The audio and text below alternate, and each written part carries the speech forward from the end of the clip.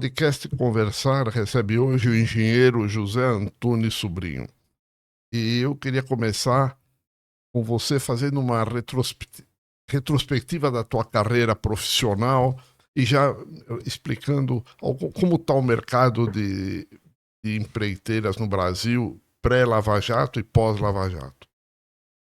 Perfeito. Bom, boa tarde Obrigado. a todos aí. Prazer, Luiz, estar com você. Uma honra tê-lo com aqui, o viu? professor Zé Márcio Rego, né, que é um ícone na área econômica brasileira.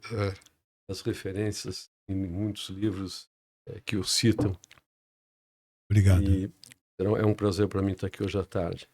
Bom, eu sou formado em 1974, portanto já se vão mais de 50 anos, né, na Federal do Paraná, na área de hidráulica. Posteriormente, eu fiz um equivalente a um mestrado nessa área na Holanda, em 1978. Eu fiquei muito tempo envolvido com projetos de hidrelétricas, que é uma certa especialidade que eu segui. Comecei numa empresa estatal, que era a Eletrosul, uma subsidiária da Eletrobras. Em 82, eu fui para uma empresa privada, que era a Engevix Engenharia. A empresa era puramente empresa de projeto, fundada em 1965. Entrei lá para cuidar da área hidráulica de uma hidrelétrica, o projeto hidráulico dela, e fiquei até hoje lá, né? Nesse meio tempo, lá por final de 80, eu fui galgado a posição de diretor da empresa. Depois, de 1996 para 97, junto com outros dois sócios, o Dr. João Rossi vendeu para nós a empresa, fez um managed buyout, compramos em 3. Dali para frente, a empresa se desenvolveu não apenas como empresa de engenharia consultiva pura, mas aí ela galgou, foi para outros caminhos, como construção também. Aí tem 2 braços de engenharia de construção. Entramos na área de concessões de usinas, no setor elétrico. Formamos uma empresa de energia que posteriormente foi vendida para a Statkraft, a norueguesa. Foi vendida posteriormente, mas vocês chegaram a ser sócios antes, né? Antes fomos sócios, depois entramos na área de concessão de aeroportos. Ainda, mais tarde, entramos na área de estaleiros e construção naval voltada aí para o pré-sal. E, bom, 2014, 15, 16, tivemos os problemas aí conhecidos envolvendo a companhia com a Lava Jato. Em 2016, eu comprei a participação dos outros meus 2 sócios.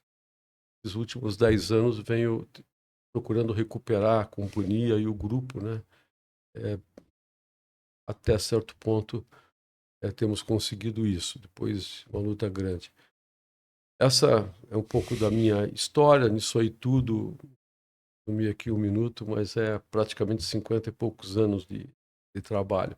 Só um esclarecimento, a Engevix, antes de ser do Dr. João Rossi, era de origem francesa, não? Não, Ou ele que fundou? Não, ele não fundou. A Engevix, na verdade, ela era um departamento de engenharia de uma empresa de construção conhecida no Brasil nos anos 50 e 60, que era Servix Engenharia. Certo. Bom, de origem francesa, não? Não, mas após a guerra, para fazer somente obras no setor de energia, linhas de transmissão, usinas térmicas, usinas hidráulicas, a Servix trouxe alguns engenheiros franceses e alemães para compor o corpo técnico dela.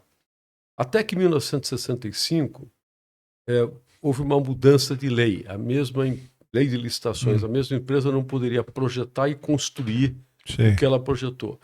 Então a Engevix significa Engenharia da Servix. E foi feito um spin-off. Então, ela descolou da Servix. Quando o João Rossi, acho que comprou a Servix, acho que por volta, a Rossi comprou a Servix, né, por volta aí de 68, 69, ela recebeu junto a empresa separada, né, que era a Engevix. Então essa aqui é um pouquinho da história. Mas os primeiros... A empresa era muito conhecida, em 65, 70, etc. E o senhor vai sempre encontrar alguns nomes alemães ou franceses lá. envolvidos. Quando eu cheguei em 82, ainda eu peguei o doutor André Gilles Balança, formado em Toulouse, grande engenheiro hidráulico. Ele foi meu chefe direto lá no começo da minha carreira na empresa. O doutor João Rossi ainda está vivo. Está vivo. 90 e... Acho que o João está com menos de 90. Menos 89, alguma. A empresa hoje está na disputa acionária, né, em RJ, né, a Rossi.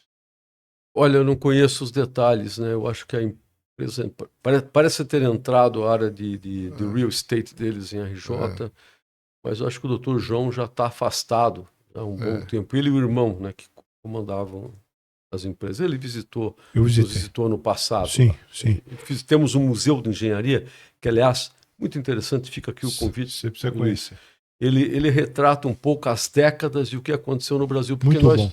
acabamos sendo parte viva, né, de todos os diferentes movimentos no tempo, né, desde uma empresa realmente de projeto, depois empreiteira, governo militar, passando depois para a etapa de concessão e alargando as asas do grupo. O que mudou essa atividade depois da Lava Jato? Bom, as empresas que enfrentaram a Lava Jato, elas, na verdade, até um erro chamá-las de empreiteira. Elas foram empreiteira no período quando elas nasceram, governo militar, até um ponto. Quando, na segunda metade dos anos 90, o Brasil caminhou para as concessões, né, o governo Fernando Henrique Cardoso, né, setor elétrico, muito bem feito na época, depois telecomunicações, que era um ministro muito importante dele. Sérgio Mota. Aí as empresas deixaram de ser puramente empresas de construção, começaram a derivar. Quando a Lava Jato veio lá por volta de 2014, 2015, essas empresas eram empresas já, vamos dizer, de setor de infra como um todo, com departamentos de project finance, com áreas jurídicas estruturadas, com ativos, não só no Brasil, fora do Brasil. Então, em tese, para lhe responder, elas são empresas muito alavancadas, muito alavancadas. Quando a Lava Jato veio, e não foi isso aí, não foi um fenômeno medido, a reputação joga primeiro a questão de compliance, os clientes imediatamente recolhem, né? Em seguida, o mercado de seguros, que lhe permite participar de projetos, tanto como investidor como empresa de construção, ele se fecha, tá? O crédito é cortado também. Os bancos aqui no Brasil e outros, né, sempre olharam muito a questão de compliance, apesar de que os bancos sempre cuidaram dos problemas dele a nível do Banco Central, nunca entraram na questão da Lava Jato, por exemplo, mesmo que tenha seus erros, eles eram tratados pelo regulador diretamente, e aí foi um caos. A carteira não se renovou, não ganhavam novos contratos, foram obrigados a fazer... Bom, além disso, vieram os acordos de leniência, mas eu até diria que o acordo de leniência não é o que mais pesou nela. Realmente foi a reputação que foi atingida, ela praticamente foi um massacre, né? Cai a capacidade de garantia, cai a capacidade de financiar, começaram a vender os ativos e muitas foram para a recuperação judicial. Muitas foram, né? Grandes, e algumas até fecharam completamente as atividades.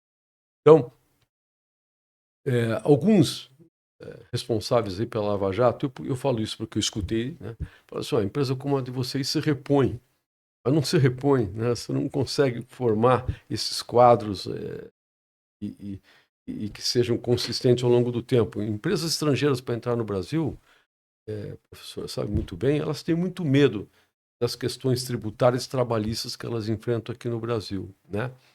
Entre outras. Então não houve essa reposição que se imaginava. E hoje, o total, algumas estão vivas, muito menores, né?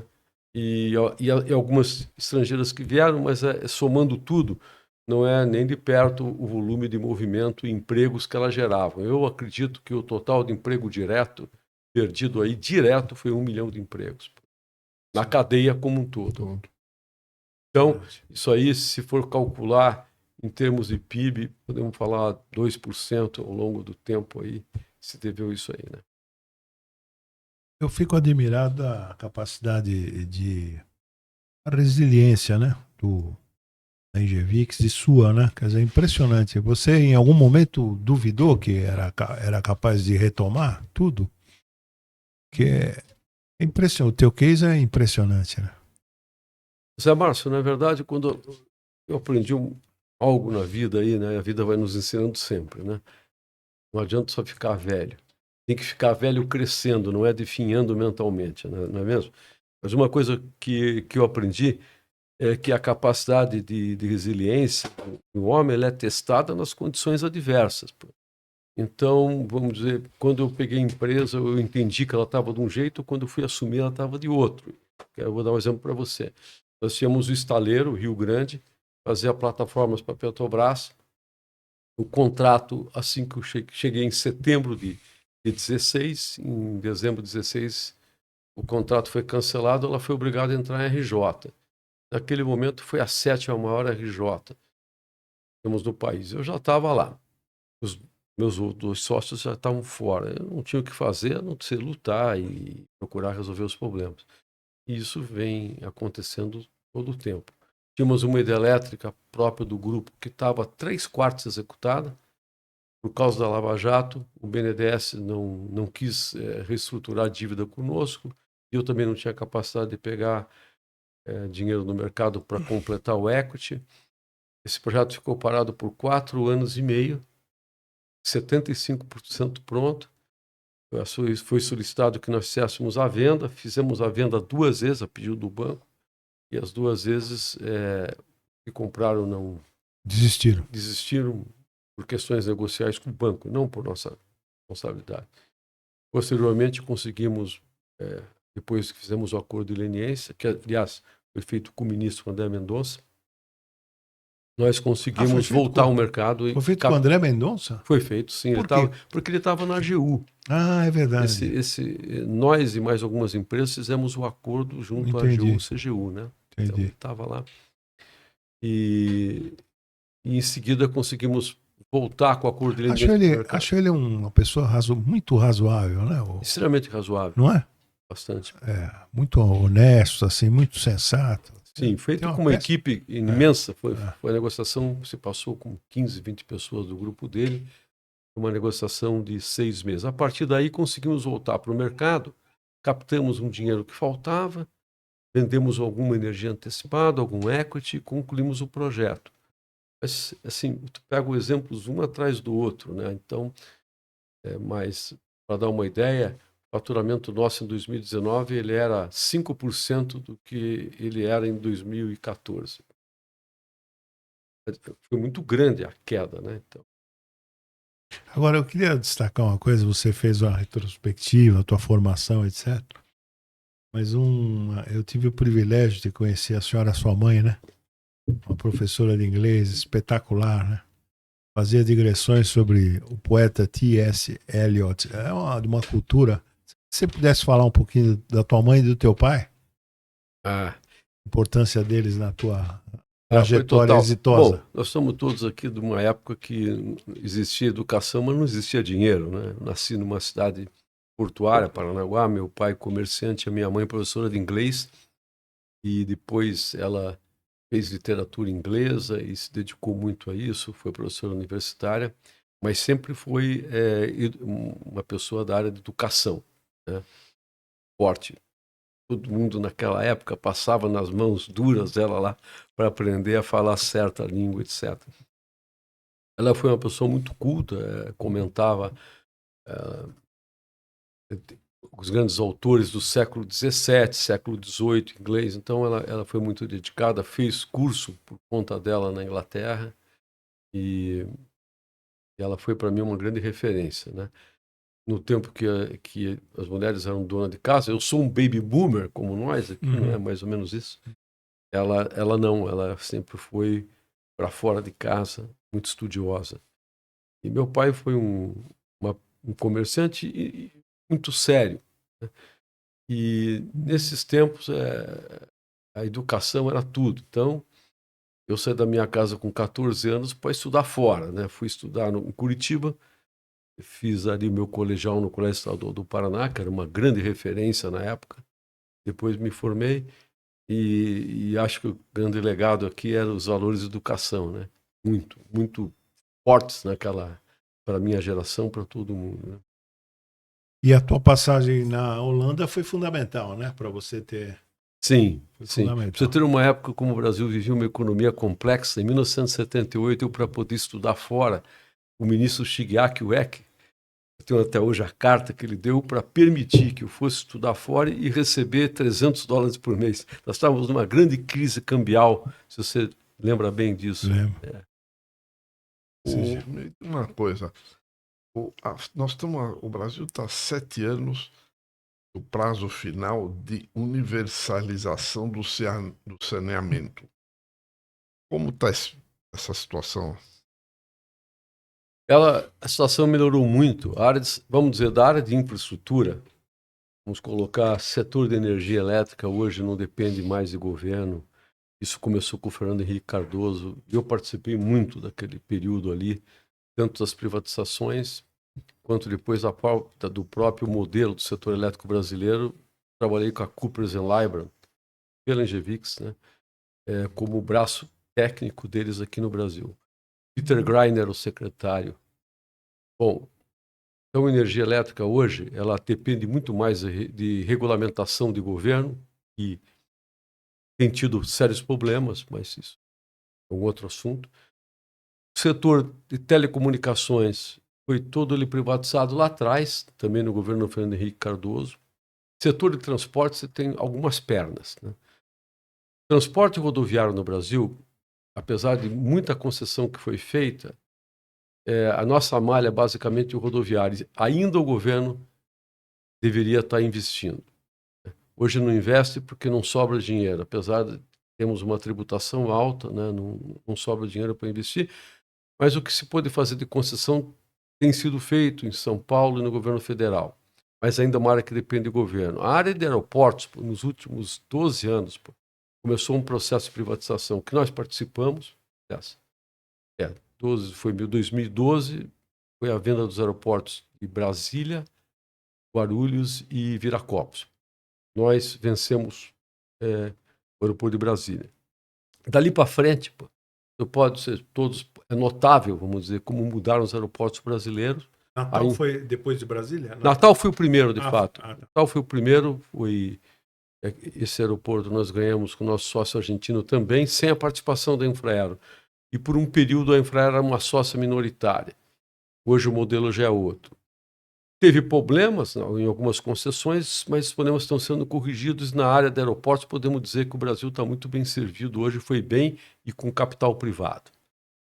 Portos, de uma certa forma, ocorre a mesma coisa, então é um processo. A área de saneamento é uma área mais complexa, porque, em tese, as concessões são municipais. Quando se compra uma empresa estadual, no fundo está se comprando uma soma de concessões de municípios. E demorou-se muito para ter uma legislação mais consistente. E ainda é uma legislação que tem um certo nível de risco. Entretanto, já temos players importantes no mercado, a Egea, para dar um exemplo, né? Iguá e assim por diante.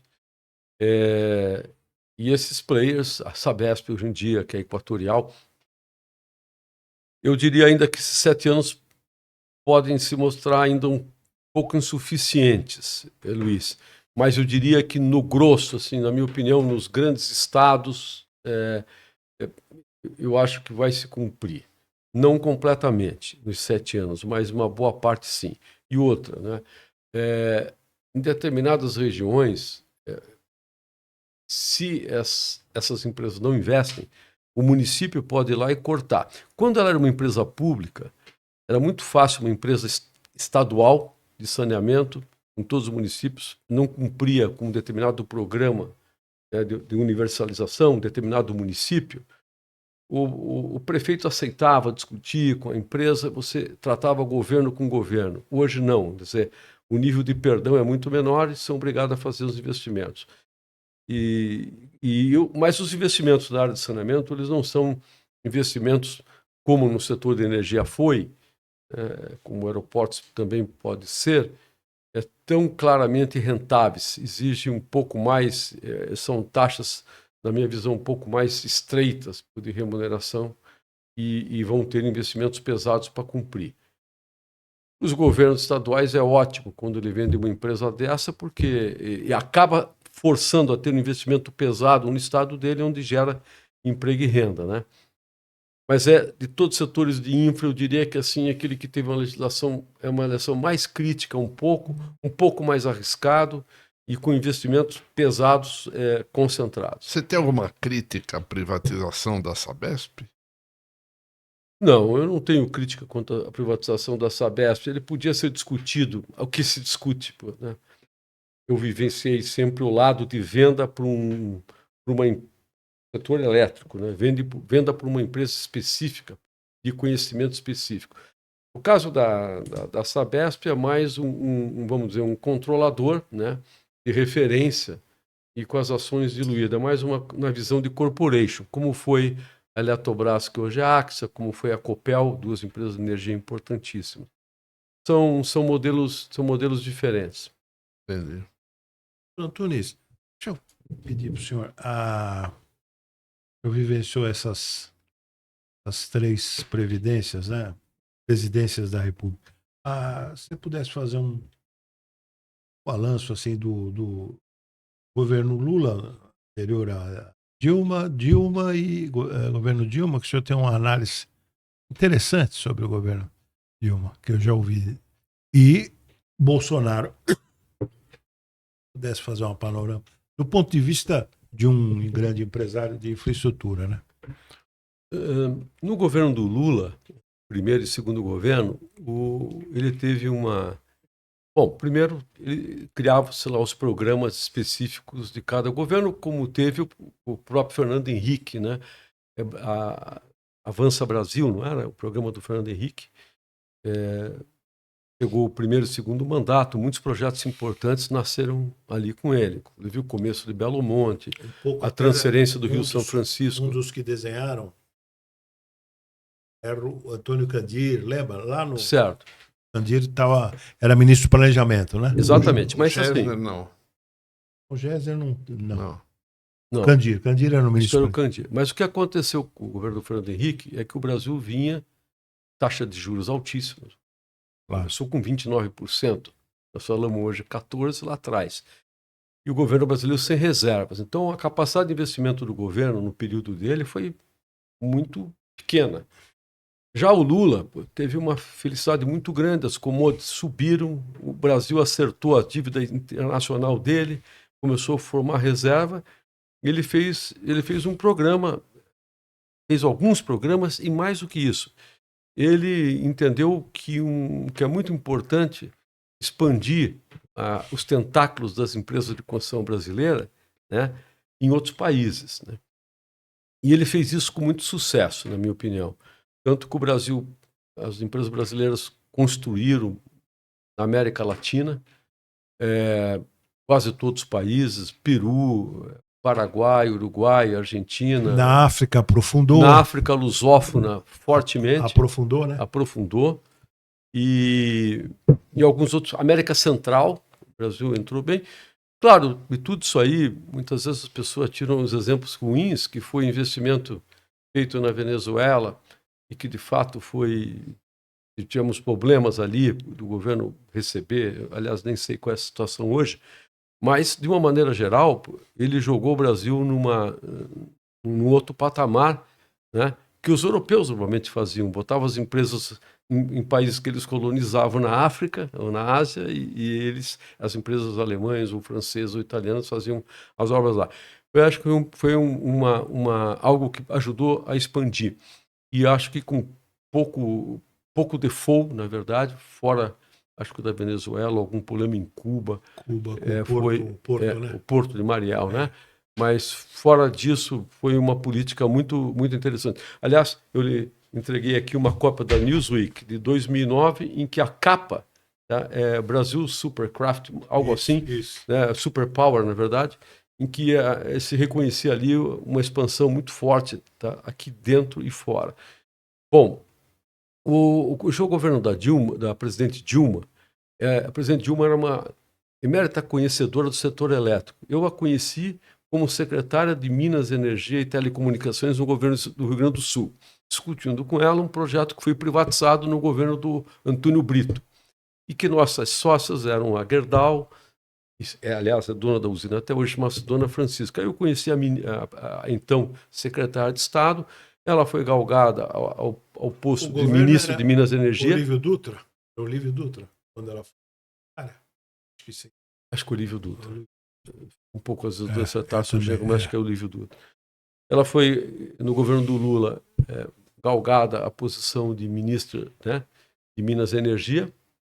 No governo, e nessa ocasião, ela tirou do papel uma série de usinas elétricas que estavam paradas no meio ambiente. Ela encampou a causa, né? E fez com que houvesse os leilões, fez também uma reestruturação do setor, ela reorganizou o setor. Então, aquele projeto de 1995-96 com os ingleses, né, que foi um novo modelo, sofreu ali em 2003 uma revisão. Quem foi o relator foi o senador Delcy Amaral. E então, ela fez com que as usinas, vamos dizer, o setor de renovável no Brasil, também na mão dela, começou a progredir, né? Primeiros projetos de pequenas centrais hidrelétricas, eólicas e biomassa, começou ali com ela. Então, ela tinha uma visão muito boa da questão da infraestrutura. E não só as primeiras privatizações no governo do PT de rodovias foram com ela, e de aeroportos também. Então, eu diria que nessa visão, vamos dizer, de geração de emprego e renda, usando a infraestrutura como carro-chefe, ela sempre teve. Aliás, né, usar a infraestrutura como carro-chefe para a geração de emprego, já no New Deal, foi assim, e o Plano Marshall foi assim. E mais recentemente, na pandemia, os americanos, num programa bipartisan, os dois partidos se uniram para investir 1,3 trilhões de dólares em infraestrutura, preocupados que estavam com os desempregos. Mas, enfim, ela tinha essa visão. Essa foi a experiência que eu tive chance de viver com ela. Ótimo esse teu relato, porque a opinião pública média tem uma visão exageradamente desfavorável, né? Isso é uma questão que não são políticas, são uma visão, vamos dizer, de programa de governo. Né? E infraestrutura, vamos dizer, os governos fazem parte. Né? Vamos imaginar que a deslumbrante China que nós vemos atualmente, Luiz, eu tive chance de fazer consultoria na China em hidrelétricas de 1999. Fiz na China, fui no Vietnã. Eu conheci a China, né, uma situação completamente diferente de hoje. Eu continuei indo para a China todo esse tempo, assisti lá o progresso deles, mas em 1999, 2000, 2001, a gente entrava numa obra chinesa e olhava um equipamento e 100 chineses em volta. A gente fazia uma brincadeira que eles enxugavam gelo. Né? Eu acho que o grande segredo aí dos governos chineses recentes foi a qualificação estupenda e única de mão de obra que eles tiveram de produtividade. Mas a infraestrutura sempre foi comandada pelo governo, como é em outros países. Depois, ela vai se soltando, né? Como aconteceu aqui com o nosso caso. Em 2022, eu li uma estatística que 62% dos brasileiros moravam em domicílios conectados à rede de esgoto sanitário. A pergunta é a seguinte: 62% é muito ou é pouco? 62% é um número bom. Eu diria assim, tá? Tem estados no Brasil que o saneamento básico ficou muito para trás. Né? E realmente, e tem um detalhe muito interessante nisso aí, sabe? A universalização da água é fácil, né? Mas a de esgoto só foi possível quando se cobra uma tarifa de esgoto forçada pelo fornecimento da água. Eu fiz alguns projetos de saneamento da minha cidade, Florianópolis, aquele projeto que está lá, que tem uma estação, etc. Quando o setor elétrico teve uma grave crise no início dos anos 90, eu fiz de tudo, né? Então, mexi lá com saneamento. Os prédios não ligam na rede de esgoto. Então, curiosamente, a rede está lá, eles não se preocupam, continuam jogando o esgoto ou está na fossa ou vai para a galeria de água pluvial. Então, vamos dizer, a educação e a obrigação de fazer as conexões de esgoto vieram depois. Então, a água sempre esteve na frente, o esgoto sempre esteve atrás. Mas hoje tem uma consciência forte, obrigação, legislação, então as conexões de esgoto vão sair. 66% em 2022, que foi seu comentário, eu acho bastante satisfatório. Talvez obter 100% em mais 7 anos já seja difícil, a curva vai ficando mais assintótica, né? Diríamos. E uma coisa, o projeto Angra 3 precisa 23 bilhões para concluir e 21 bilhões para interromper. O que você faria? Essa é uma pergunta complexa, porque, na verdade, vamos colocar da seguinte forma, né? Angra 1 e Angra 2 é um sucesso. Hoje você tem até um parceiro privado nas 3 usinas, que é a JF. Ela está lá. Os equipamentos estão comprados. Então, o custo hoje para manter esses equipamentos comprados é caríssimo. O mais certo mesmo é concluir essa usina, apesar de que não tem tarifa que vá pagá-la. Quer dizer, paga quando a gente compor a tarifa de Angra 1 e 2, que estão completamente amortiçadas, né, somando com Angra 3. Mas eu não vejo, Luiz, eu não vejo solução a não ser acabar. Não dá para abandonar completamente com os equipamentos que estão lá. Hoje em dia, a usina nuclear ela está voltando a ter um protagonismo. E lhe comento um pouco a mais que isso. Teve um grande presidente francês chamado Valéry Giscard d'Estaing que implementou o programa nuclear muito bem sucedido. Então, a França, hoje, ela tem uns 60 gigas, mais ou menos, de usina nuclear. E ela é uma grande exportadora de energia para a Itália e para a Alemanha.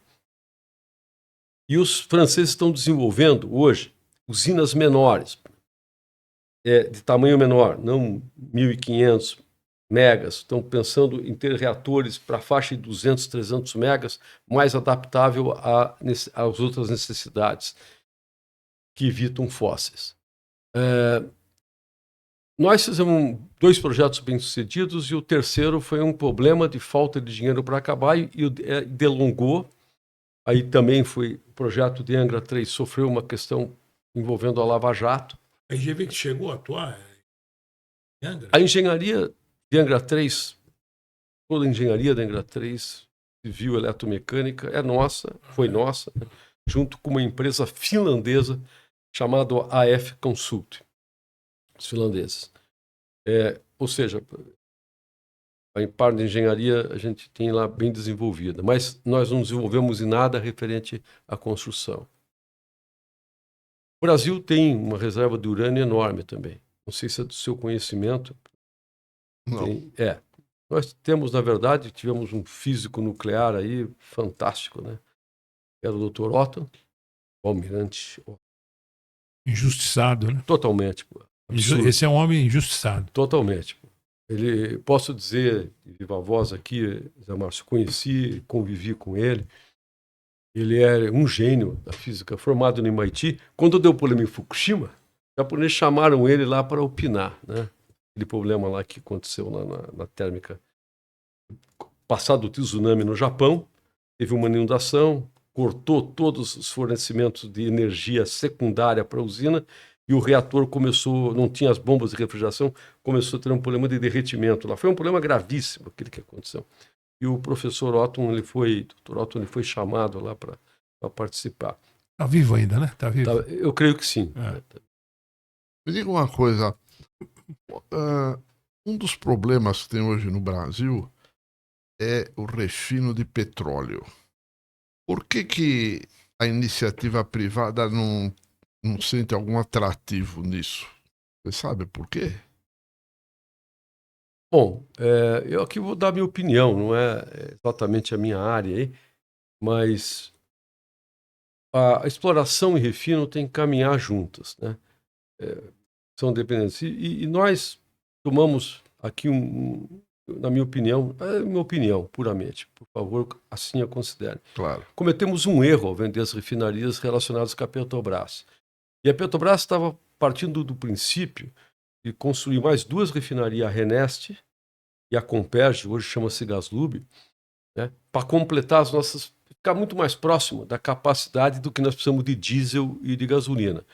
Então hoje nós somos exportadores de petróleo, mas importadores de 1/4 aproximadamente de diesel e gasolina.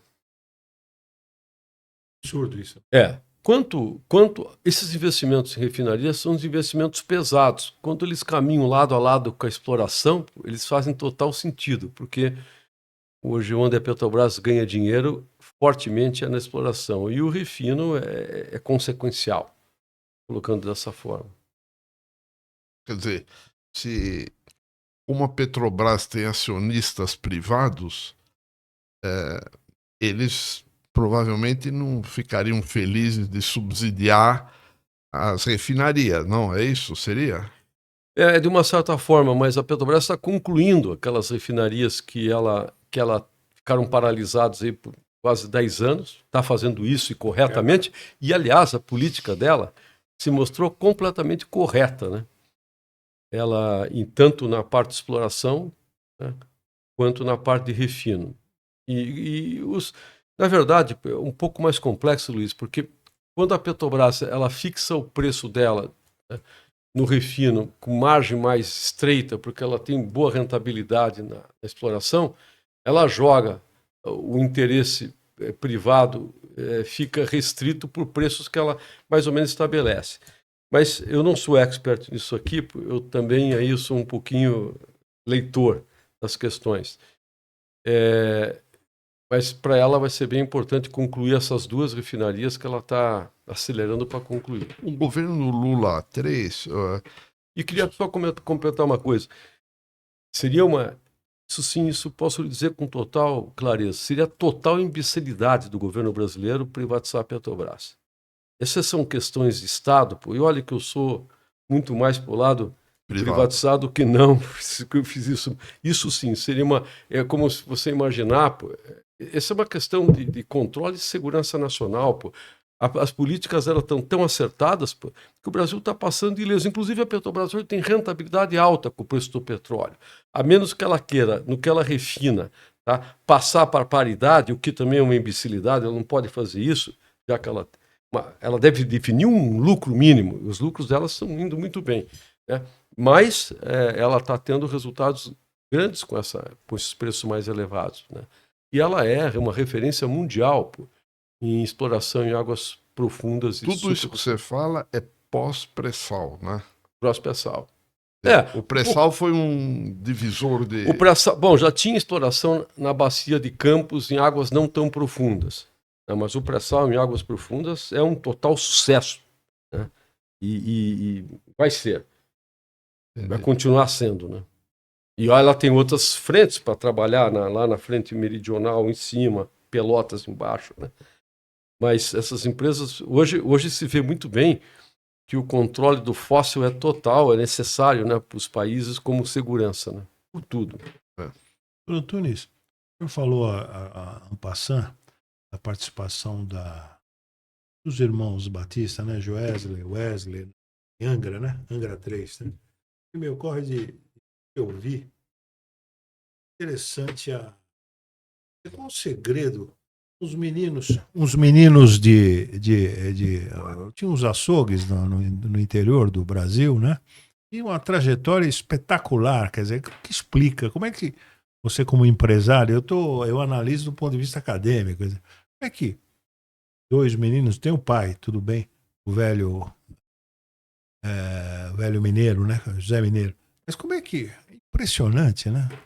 Bom, aproveitando, qual é o sex appeal que eles acharam na eletronuclear? Isso não sei lhe dizer. É um pouco... Deve ter um pouco, às vezes, empreendedores como eles, que já têm uma força econômica imensa, né? Acho que 30% aí da produção mundial de proteína animal é deles. Acho que deles, até mais que 30%. Mais que 30%. 285 mil empregados no mundo, né? Então, eles têm uma empresa de energia que tem muitas térmicas, boa parte das térmicas eles compraram, a Âmbar, e depois também algumas usinas hidrelétricas menores. E isso essa participação deve compor. Eu acho que essa empresa é a única empresa privada no mundo a ter uma participação nuclear. Nuclear, fora dos Estados Unidos, não sei, mas nuclear é muito voltada para. É muito assunto de governo. Nos Estados Unidos tem algumas nucleares privadas, por exemplo, da Pacific Gas and Electric Company na Califórnia e outras mais, mas muito reguladas. De qualquer forma, na minha opinião, Luiz, é uma posição estratégica deles, sabe? E, talvez para trabalhar mais tarde em urânio, né? Que vai precisar para combustível. O Brasil tem grandes jazidas de urânio, mas assim, esse caso é um caso que tem, acho que 35% a participação da Eletrobras. Não sei como é que a capitalização vai se passar ali para completar o projeto, né? Agora, a trajetória é impressionante, né? É. O que explica isso? Só competência? Só sorte? Só... Acho que... Se você olhar um pouquinho para o nosso país, né, eu comentei com você um pouquinho da China, da qualidade da mão de obra, né, e como a mão de obra teve uma produtividade espetacular lá. Nós temos alguns problemas graves no Brasil de qualificação de mão de obra. Assim, a produtividade nossa, ela vem caindo no lugar de subir. E, agora, como contraponto a isso, o Brasil tem empresários espetaculares, né,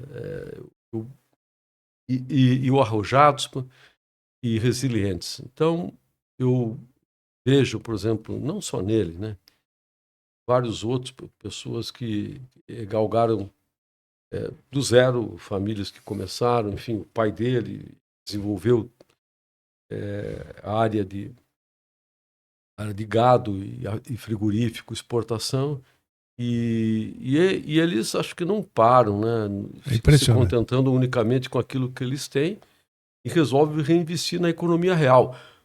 Quando tudo que é feito investimento na economia real, né, que não seja mercado financeiro, para o Brasil é muito bom.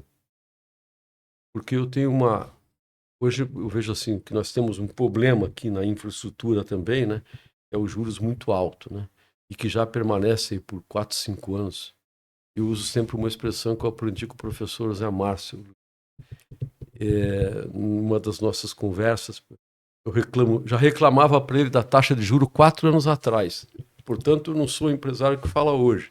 Empresas quebrando, pessoas endividadas. Falava para ele lá atrás. A política veio antes. Na verdade, a taxa de juros cresceu de 2,65 para 3,75 em 11 meses ali na pandemia, tentando estancar uma inflação cuja gênese não era nossa, era uma situação externa. É como se tentar aumentar a taxa de juros agora por causa da guerra, não é? Como se fosse um problema próprio aqui do país. Mas eu só te comento aí que essas taxas foram fantasmagóricas e isso... Impressionante. E se mantém, né? E se mantém. Mesmo assim, tem empresários como ele que investem e fazem economia real. Mercado financeiro é uma coisa, economia real é outra, né? E o que eu ia falar do professor é que ele me ensinou que capitalismo é crédito. Essa é isso que sempre capitalismo é crédito. Então eu brincava com ele. Então nós não temos capitalismo, né? Porque não tem crédito escasso, caro, né? Então não, na verdade essa é a definição de Schumpeter. Nós, se pudéssemos resumir numa frase o que é capitalismo, Joseph Schumpeter, né? Austríaco, radicado nos Estados Unidos, morreu cedo. Se pudéssemos numa frase resumir o que é capitalismo, capitalismo é crédito. Fantástico. E uma coisa, hoje um dos protagonistas das obras públicas são as emendas. E são obras pequenas. Existe no Brasil 8.000 obras públicas paradas. As razões são as seguintes: falta de projeto executivo, problema ambiental, travamento na justiça, projeto mal feito, mudança de projeto, problema com reajuste, e só 10% por falta de recursos. Como é que podia resolver isso aí tudo, hein? Eu acho que os 10% por falta de recursos talvez seja a informação sua. Truncada. É mais. É mais. É mais, porque, vamos separar, o governo federal, a capacidade de investimento dele é proporcional àquilo que ele gasta, àquilo que sobra. Então, vamos dizer, para fazer, se o senhor pegar os governos militares, o governo militar, quando eu me formei na época, o senhor vai ver que todo o setor de energia elétrica no Brasil foi feito naquela época, correto? Portos, principais aeroportos que começavam ali, então, estradas, abrir estradas, né? Isso, Mar Andreasa, Pacoso, abrir as estradas, desmatava e fazia, etc. Então, nós tivemos um período forte, tá, que o governo era capaz de fazer os investimentos. E fomos perdendo essa capacidade cada vez mais. Né? Então, hoje, o que sobra, vamos dizer, de saldo remanescente para aplicação em algumas áreas é muito pouco.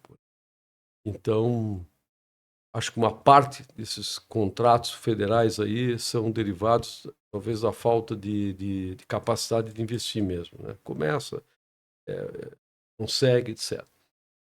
E aí isso vai para os governos estaduais. Né? E governos estaduais têm estados extremamente eficientes, né? Posso dar um nome, o estado do Paraná, o mesmo São Paulo, o mesmo Santa Catarina, enfim, que conseguem implantar seus projetos de mobilidade urbana, ou conseguem implantar as estradas ou manter as estradas, e outros menos. E aí temos as obras municipais. Então aí entramos numa seara muito mais complexa. Somado tudo, realmente tem um volume grande que podia ser feito, talvez, tipo de um tratado aqui dentro do Brasil, um grande acordo, vamos dizer. Não começar obras novas, não, pelo assim, menos. essas para terminar, tipo de um grande acordo entre o governo federal, estadual e os municípios, para selecionar desse grupo todo uma certa quantidade em que se criaria vamos dizer, um fórum conjunto de acompanhamento, execução e conclusão delas, porque uma boa parte do capital está lá já. Né? Então, o custo para completar é o custo incremental. Isso daria emprego e renda também, né? E gera empregos diretos também. Faz uma análise. O Brasil, a obra de Itaipu foi toda paga. Toda paga. Faz uma análise se o Brasil fez um bom negócio dividir com o Paraguai, que usa menos. Aliás, agora. Esse assunto também, o senhor é um especialista e foi muito amigo do Papalardo, né? Esteve envolvido, foi crucial a participação dele em Itaipu, né? Foi crucial em Itaipu e a Seretá. E a Seretá com a Argentina. Isso o senhor pode dar uma aula sobre Itaipu. O projeto binacional é um rio, né, que tem fronteiras, que divide nações. Né? Qualquer projeto tem que ter a concordância dos dois. O projeto Itaipu, né, ele já respondeu por 1/3 de todo o consumo da região sudeste brasileira. Então, para nós, ele foi um projeto importantíssimo. E tudo aquilo que não era consumido no Paraguai, que consome muito pouco, vinha para cá como vem até hoje. Né? Até hoje, Itaipu ainda é importante, né, no sistema elétrico brasileiro. Então, para mim, é um projeto icônico. E até eu lhe comento, né, os chineses, quando pensavam em construir 3 gargantas, que é a maior hidrelétrica do mundo, né, em operação, eles vinham muito para cá para conhecer a tecnologia, para conhecer o que a engenharia brasileira era capaz de fazer. Mas, de forma alguma, foi mau negócio. O que hoje talvez não esteja muito ajustada para o mercado brasileiro são as tarifas remanescentes de Itaipu, depois que o projeto foi totalmente pago.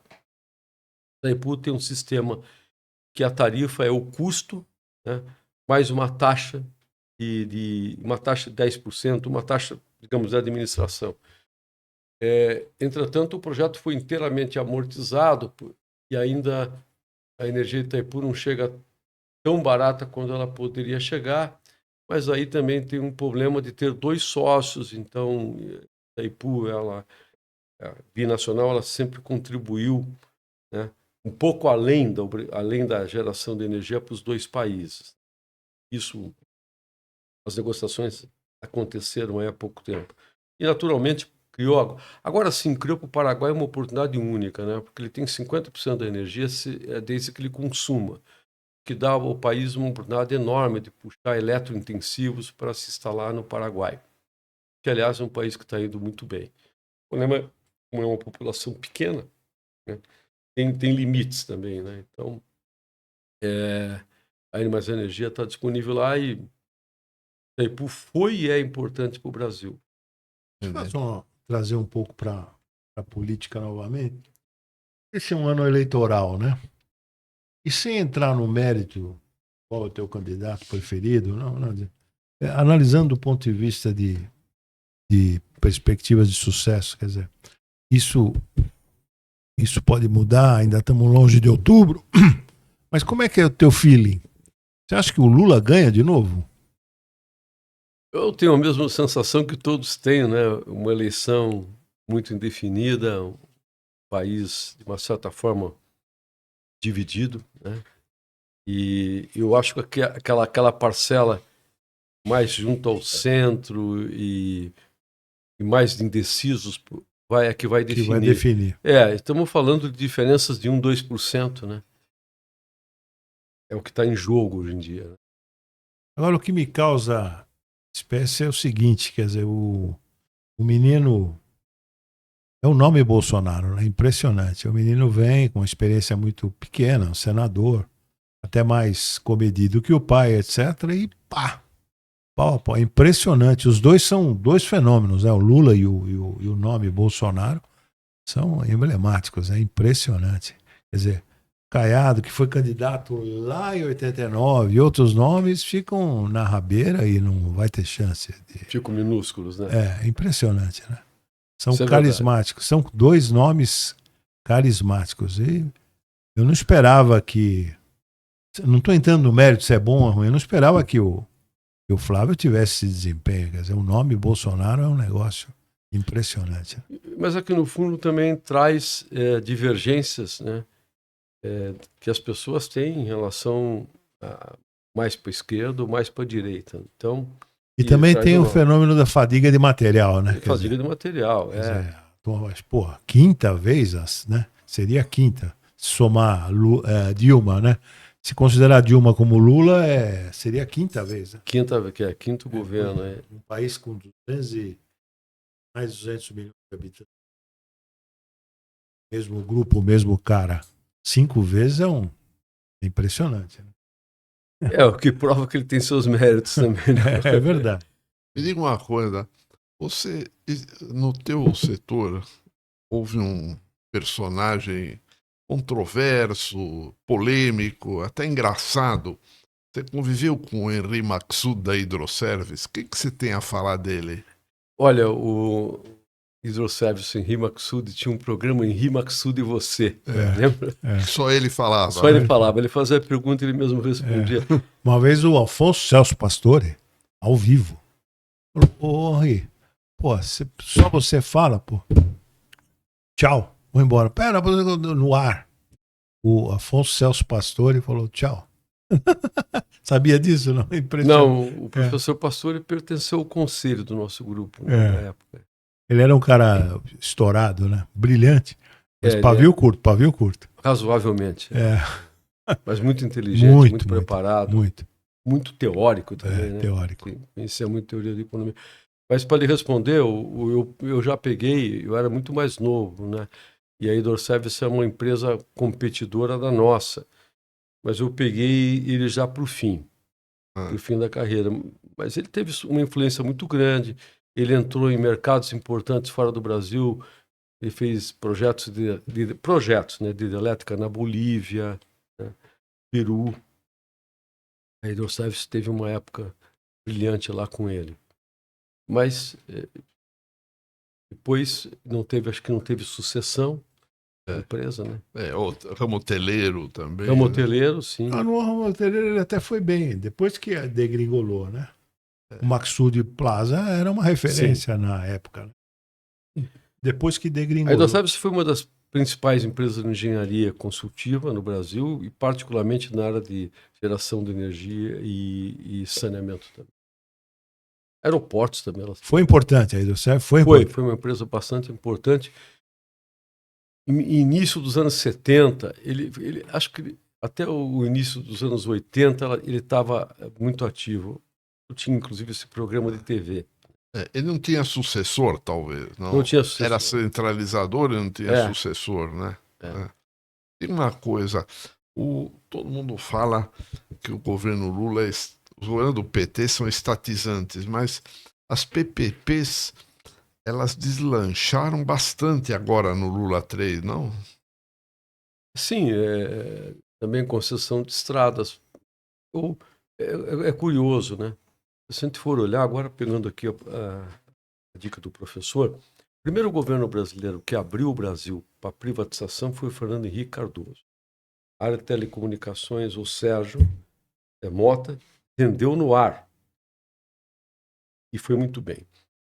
O setor elétrico, ele foi muito ativo. O que o Fernando Henrique fez naquela época?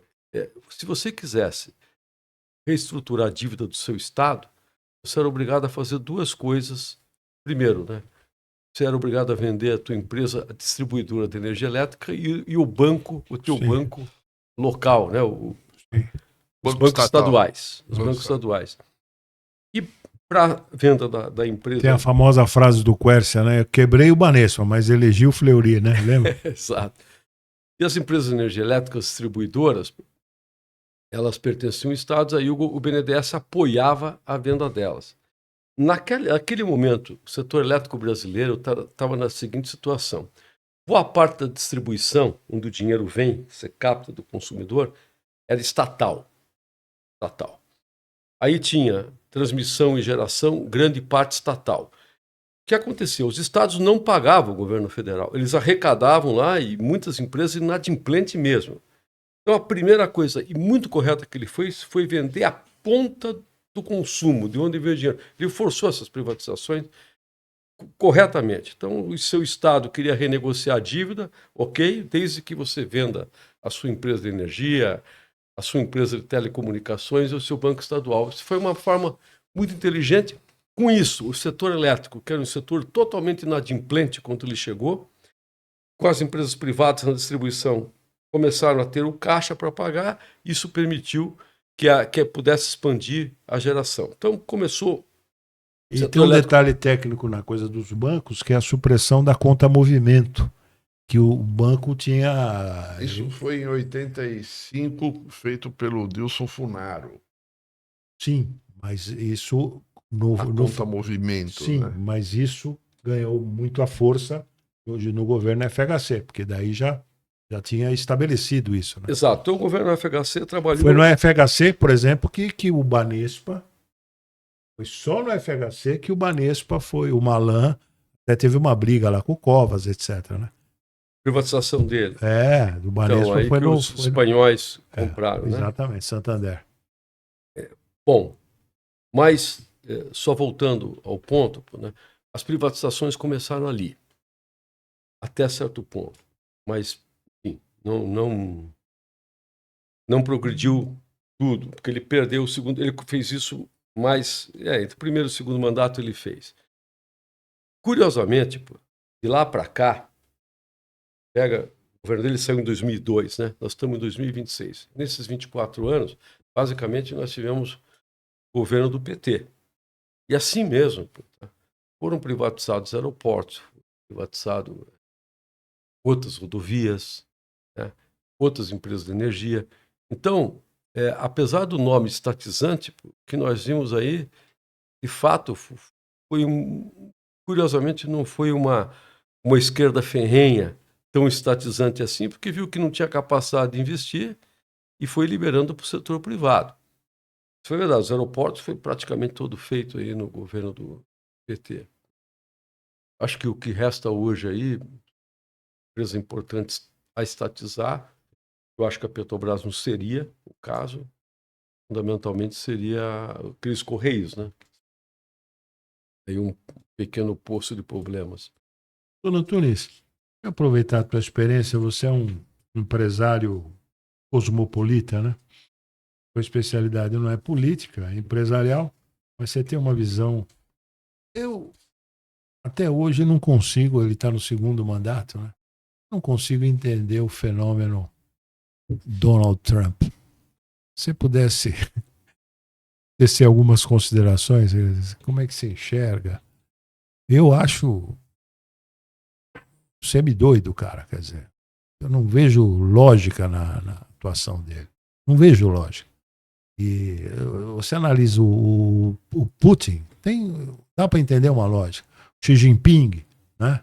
O próprio Macron, enfim, você vê. Tem um enredo. Você pode discordar, mas o Trump eu não consigo, sinceramente, quer dizer. Como é que o senhor vê esse fenômeno Trump? Ele quebra todas as regras dos governos americanos até agora, porque a ordem econômica O senhor estava internacional... até chamando a atenção aqui do capa do Nixon, fez uma interessante sobre o Trump. Bom, de qualquer forma, ele foi eleito, a maioria dos estados, né? Ele tem uma imagem de poder muito forte, de capital muito forte. Isso talvez tenha um pouco a ver com a cultura americana, né? Que a força deve prevalecer. Que não é o caso dos democratas, ele abomina aquele pessoal lá do New York Times, etc. E mais ligado aos democratas, historicamente, né? Califórnia também. Mas ele representa pela forma dele. O que surpreendeu nesse segundo mandato dele, o primeiro estava mais leve, é o posicionamento de poder e a forma como ele trata o governo americano, as relações, como se fosse um negócio no qual ele foi criado. As biografias dele mostram que ele era um sujeito duríssimo e pesado em negociações pessoais, e ele está levando isso para dentro do governo americano. Agora, os índices dele estão lá para baixo, e ele conseguiu fazer uma coisa inacreditável. Eu estou repetindo o que eu escutei hoje na BBC, curiosamente. Comentário hoje na BBC de um ex-primeiro-ministro da Austrália, Malcolm, alguma coisa que saiu recentemente, que conhece tanto o Xi Jinping, com quem ele vai encontrar, como conhece o Trump. Ele falou uma coisa que marcou perfeito. Assim, é inacreditável que os Estados Unidos hoje neguem toda a ordem econômica que eles implantaram após a guerra. Por exemplo, respeito à OMC, Organização Mundial do Comércio. Deve estar lembrado que muita gente criticou o Lula por apoiar a China para que a China entrasse na Organização Mundial do Comércio. Quer dizer, a China não respeita, né, leis de comércio.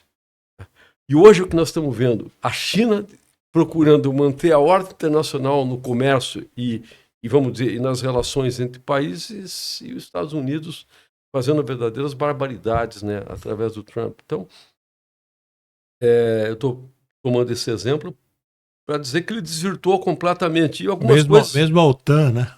A OTAN sai da OTAN. As ordens econômicas e ordem de segurança, a OTAN é uma criação americana, não, né? E bancada pelos Estados Unidos em grande parte. O Pacto de Varsóvia era pela União Soviética. Mas a Organização Mundial do Comércio, pegando a área que os senhores praticam muito mais... Que já foi presidida por um brasileiro, Roberto Azevedo, né? Exatamente. Assim, onde se discutiam as questões entre países. Agora, imagina, ele coloca tarifas uma sobre a outra, isso não é levado ao fórum do OMC, nada, não é? E agora, a América também tem instituições, vão caindo uma a uma, eu não sei até onde o que ele está fazendo, né? Toda essa disfunção que ele está exercendo vai permanecer. Mas esse comentário do ex-primeiro-ministro da Austrália, hoje, é perfeito. Quer dizer, tudo, a ordem econômica mundial e política que foi estabelecida pelos americanos, eles mesmos hoje não aceitam. E, particularmente na sua área, economia, as questões liberais, né, do time de Chicago, etc., hoje está completamente desconsiderada. Eu ponho a tarifa que eu quiser para preservar o meu emprego aqui. né? Não importa qual é o resultado, né? Então, eu penso que estamos vivendo aí um momento de disrupção e que Gera uma insegurança, né? mas eu acho que a durabilidade não vai ser tão longa, minha visão. Até porque Bom, as eleições de midterm vão mostrar alguma coisa alguma agora. coisa agora, exatamente. Tem uma coisa, falando nos Estados Unidos, o que você acha que houve com o Brasil que não copiou, vamos dizer, os Estados Unidos já no século retrasado de fazer ferrovias? Quer dizer, os Estados Unidos impulsionou as ferrovias e nós optamos mais pela área rodoviária, não? O que você acha? Agora está tentando mudar, mas... As ferrovias nos Estados Unidos são mais para carga que para passageiros, né? Exceto no nordeste dos Estados Unidos, em Silvânia, por ali, que tem linhas férreas convencionais. Os Estados Unidos fortemente são rodovias. Nós copiamos o modelo americano em rodovias. E produção em carros, enfim. Onde eles foram, a indústria americana até 10, 15 anos atrás, é o maior produtor de veículos. Hoje não é tão produtor quanto importador, mas ainda é um mercado forte. As ferrovias que a gente vê são ferrovias que cruzam o país muito mais para carga pesada. Cargo lá é muito feito também por ferrovias. Nós tivemos, no século passado, ferrovias do Brasil, depois desenvolvemos a parte rodoviária. Uma coisa, Luiz, que é claro é o seguinte: o custo por quilômetro de ferrovia é muito alto. É difícil que não seja feito pela iniciativa privada. Se você for ver a Europa, que tem uma malha ferroviária gigantesca, completa, é tudo praticamente governo. A China, eu tive oportunidade, Márcio, o ano passado, trabalho lá, eu viajei em diversos trechos, 20 horas em TGV, o trem de alta velocidade, trem-bala. A China hoje tem mais de 30 mil quilômetros em trem-bala. Sim, mas são investimentos de governo. E nós também não tivemos a capacidade para Não conseguimos fazer fazer esses São investimentos. Paulo, Campinas, né? Não conseguimos fazer 400 quilômetros, né? Isso, na verdade, é um absurdo, né? Mas hoje nós não temos capacidade de investir. O grande período de investimento pesado em infraestrutura no Brasil foi o período militar. Isso não tem a menor dúvida. Ali foram abertos estradas, construído aeroporto, ferrovia do aço e assim por diante. Depois fomos caindo, mas porque também a capacidade de investimento do país foi diminuindo, né? E hoje ela é muito pequena, né? Aí, falar em ferrovia, não tem como fazer. Existem trechos, por exemplo, a Rumo hoje está executando um trecho que sobe Mato Grosso. Né? Mas altamente rentável, traz aqui até o Porto de Santos, grãos, etc. Perfeito. A Vale fez ferrovias conectada com minério, específicas. Tem uma transnordestina que eu acho que a Companhia Siderúrgica Nacional era acionista lá em cima, que não se completou. É Ferrogrão. Essa Ferrogrão é a antiga Valec, né? Esse negócio de ferrovia quebrou o nosso Olacir, né? Lembra? Foi puxando, aí o governo tinha que fazer a ponte do Rio Paraná. Não fazia, ele pegou dinheiro emprestado, saiu na frente. E aí, quando ele contratou aquele menino que foi da Ford, esqueci o nome dele, pegou e falou o óbvio lulante, mas, doutor Olacir, o senhor está com câncer aqui, se o senhor não pagar isso de alguma maneira, isso vai... Ele devia 400 milhões e o patrimônio era 2,5 bi da Constância. Falou, isso aqui... Lembra do nome do Ford? Que presidiu a Ford e lançou aquela piruinha, esqueci o nome dele. Que veio da Secrisa e virou executivo da Ford e depois ele contratou. Ele falou, deu um chacoalhão. O senhor tem que pagar isso aqui, senão vai quebrar. E não pagou e acabou quebrando, né? Acabou quebrando.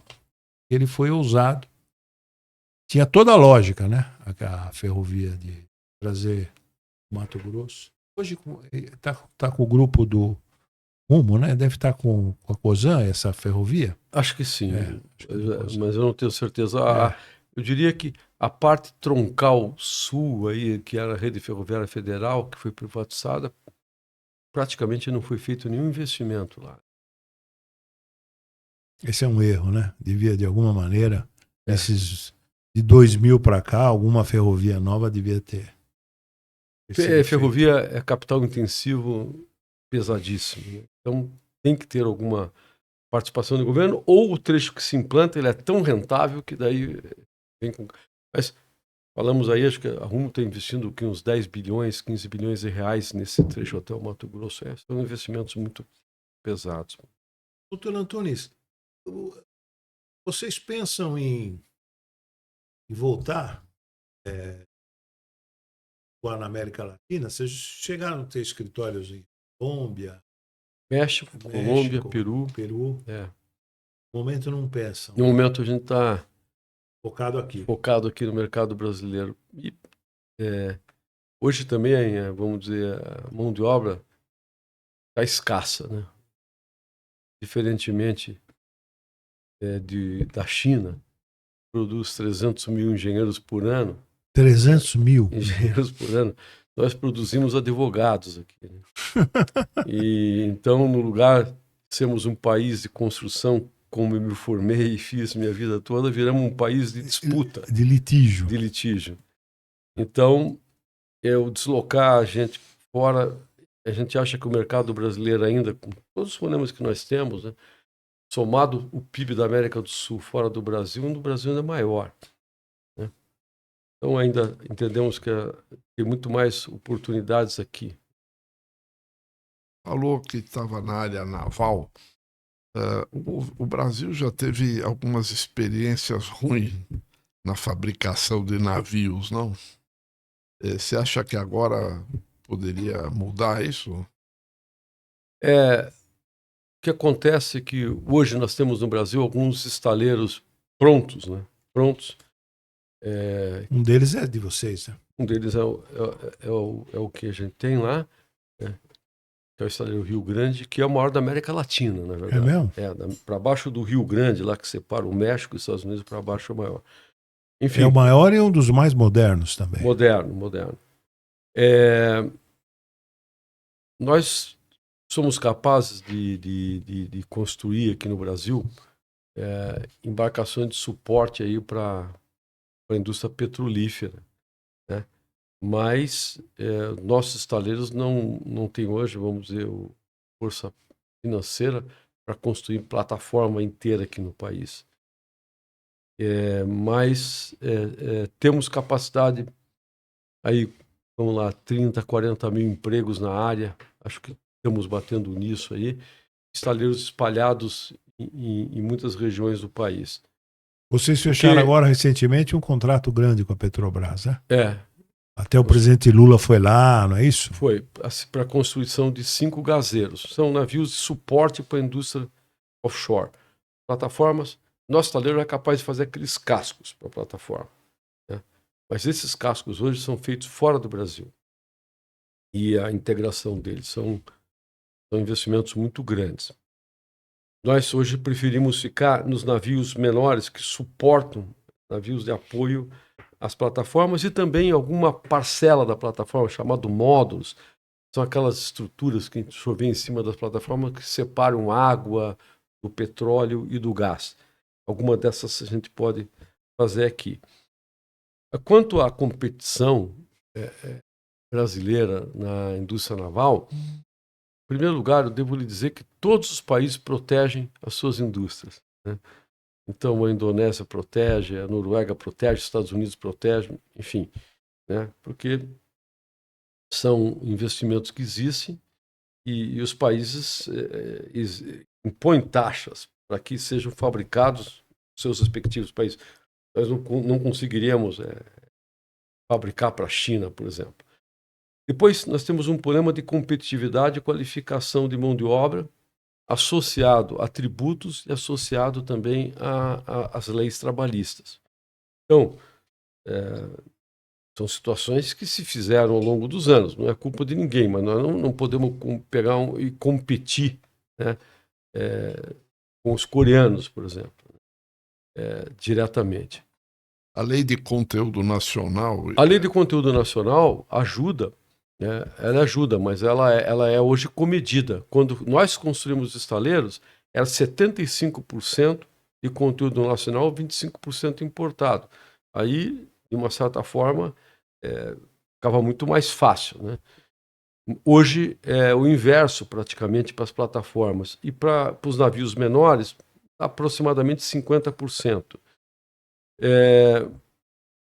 Mas, assim, eu acho que hoje, de uma certa forma, os estaleiros estão razoavelmente abastecidos aqui, né, para a mão de obra que está disponível também, porque por conta da Lava Jato, muita gente saiu da indústria e você não recupera e forma pessoal, soldadores, da noite para o dia. Já é uma mão de obra um pouco mais cara. Deixa eu fazer um elogio ao grupo de vocês.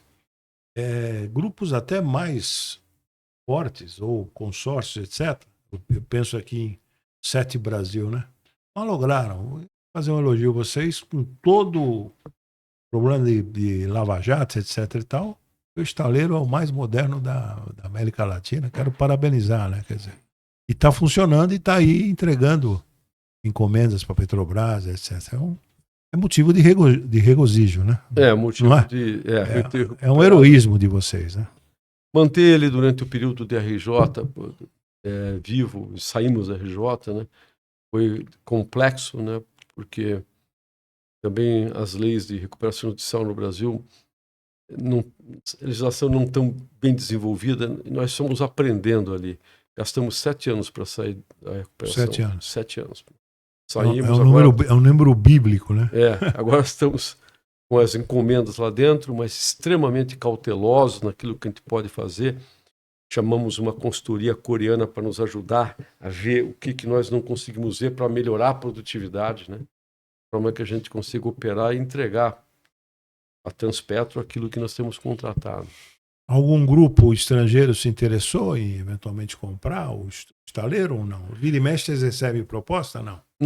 Não diretamente, não. E a hidrelétrica, sim. A hidrelétrica vira e mexe tem comprador, não tem? Tem muitos interessados, né? São Roque. Mas por hora ela puramente está pagando as dívidas, né? Porque as dívidas do período que ela ficou parada foram todas corrigidas pelo BNDES. Tudo corrigido, ela não produziu naquele momento. E então ela acumulou uma dívida que está sendo paga aí. Mas paga, pelo menos está pagando direitinho. Daqui uns 10 anos ela pode ter algum dividendo, né? A última pergunta sua. Destaca para os nossos internautas que data houve reclamação de alguns aqui. Fala data. Que hoje é 11 de... Hoje é 11 de maio de 2026. Porque eles terem a referência, né, da fala. Faz um apanhado mais ou menos resumido do BNDES para o teu setor. Como é que ele foi ao longo dos últimos, para não falar do governo do PT, nos últimos 40, 50 anos? O BNDES? O BNDES foi agência de fomento, banco de fomento, absolutamente necessário, né, no país. Boa parte dos projetos saíam, inclusive, com leilão de concessão associado ao financiamento. Foi um momento muito bom, importante. O banco ajudou boa parte das hidrelétricas a ficar de pé. Hoje menos do que foi no passado, mas o banco teve, na área de infraestrutura, teve uma função espetacular. Em campo, exemplo, aeroporto de Brasília, financiamos o banco, financiamos linha de transmissão no banco, financiamos hidrelétrica, fizemos parque eólico.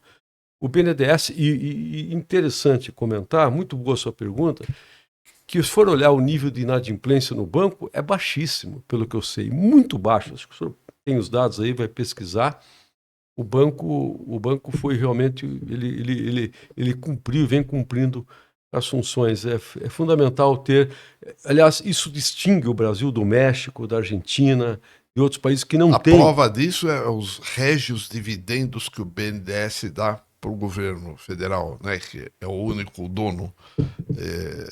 Então, isso é a prova de que... E a devolução do dinheiro que ele emprestou do Tesouro. Esses últimos anos aí devolveu tudo para o Tesouro, né?